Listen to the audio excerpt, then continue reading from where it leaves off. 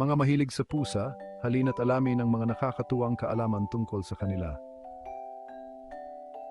Una sa lahat, alam nyo ba na ang ilong ng pusa ay kasing kakaiba ng fingerprint ng tao? Tama. Bawat pusa ay may sariling cute na marka sa ilong. Pangalawang katotohanan, may espesyal na patong sa likod ng mata ng pusa na tinatawag na tapetum lucidum.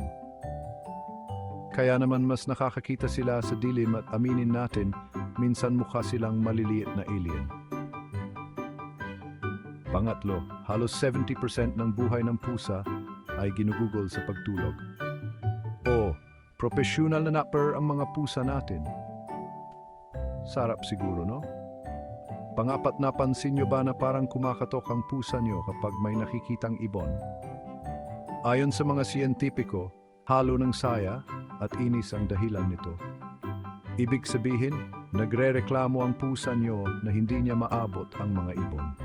At panghuli, ang mga pusa ay may 230 buto sa kanilang katawan. 24 na buto ang mas marami kaysa sa tao. Kaya naman nakakapag-ikot at baluktot sila na parang mga acrobat. Ayan, 5 kahangahangang kaalaman tungkol sa ating mga kaibigang pusa. Bigyan ng sobrang yakap ang pusa nyo ngayon.